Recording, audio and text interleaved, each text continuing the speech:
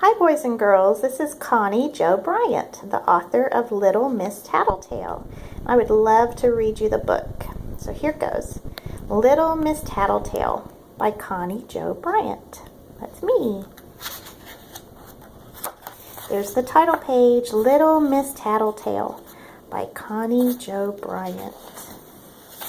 Figure out when it was copyrighted. I always like to figure that out and see how old it is. This one was copyrighted in 2013.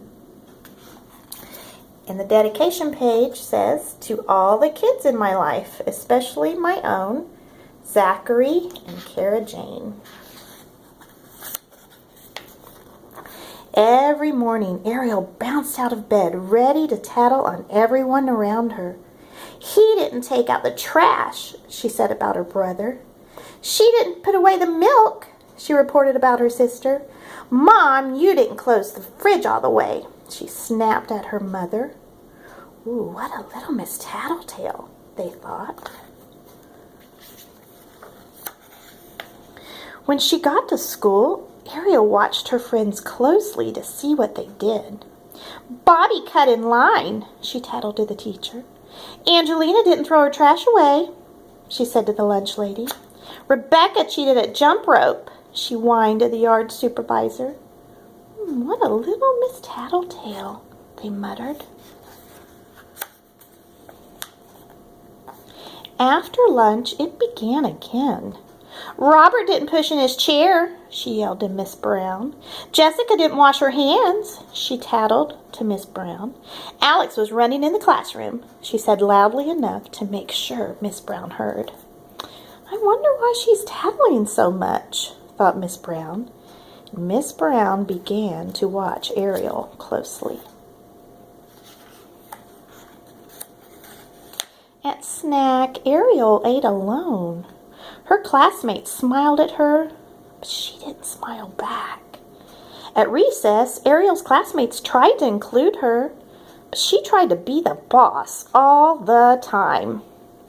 In class, Ariel sometimes shouted out without raising her hand, but she didn't like to be reminded about following the rules herself.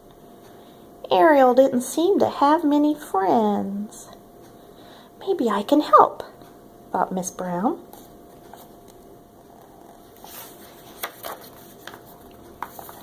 Next time the class lined up, Ariel said, Nick's staring at me. Miss Brown raised her eyebrows and looked behind Ariel's back. After next recess, Ariel tattled. Oliver wouldn't share the ball. Miss Brown shook her head and looked behind Ariel's back again. At story time, Ariel tattled, Jackie never raises his hand. Miss Brown glanced at her watch and looked behind Ariel's back once more. Why does Miss Brown keep looking behind my back? Thought Ariel.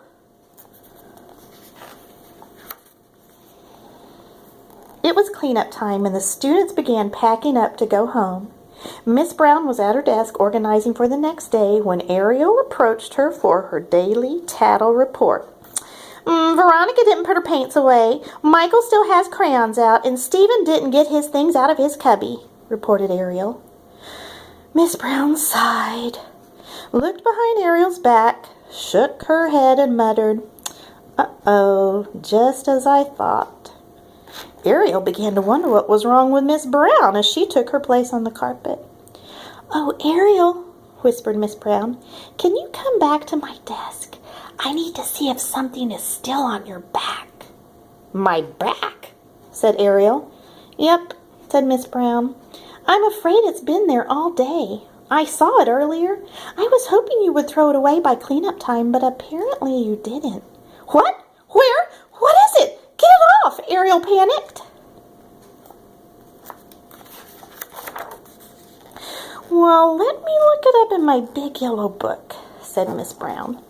Off her shelf, she pulled her big yellow book and turned to page 47, Tattletale. Yes, this is it. Tattletale. If a student tattles too often, he or she may grow a tattletale. The tail will only disappear when the tattling stops. She looked at Ariel and read it to her again, this time very slowly. Ariel gulped and tried to look behind her back. She reached several times for her tattletale. Do you know the difference in a tattle and a tail, Ariel? No, sniffled Ariel, still feeling for the tattletale she was sure was growing out of her back. Well, here it is, page 48. A tattle is something if your name isn't in the story or you want someone to get into trouble. A tail is something if you or someone else is hurt or needs help. Oh, said Ariel. She looked over her shoulder, still looking for the tail. I didn't think you'd heard that before, Ariel, said Miss Brown. Now, I'm sure your tail will go away now that you understand. In fact, it's disappearing right now. It is, smiled Ariel. I don't see it anymore, winked Miss Brown. But let's make sure it doesn't come back, okay? Well, how do I make sure? I don't want a tail. I cannot go home with a tail. By not tattling. You'll have more friends, too, if you're not tattling on them, smiled Miss Brown. Ariel knew she was right. She could always use more friends. But can I still tell? She asked. What if someone's hurt? Well, if your name's not in the story and they need help, then you can tell, Miss Brown agreed. I want you to help your friends. That's what friends are for. Ariel hugged Miss Brown and went back to the carpet. Miss Brown put away her big yellow book. Ariel looked at the desks. Bobby forgot to put up his chair, but he wasn't hurt, so she put it up for him. She smiled at Bobby and felt for her tail. She looked at the floor. Jimmy still had some trash by his table, but he wasn't hurt, so she threw it away. She smiled at Jimmy and felt for her tail. She looked at the cubbies. There was still stuff in one cubby, but it wasn't hers and no one was hurt. She just shrugged her shoulders, smiled, and felt for her tail. It was gone! Yay! Miss Brown was right. Ariel's tail never did grow back, but she did think she saw one on a new kindergartner the other day.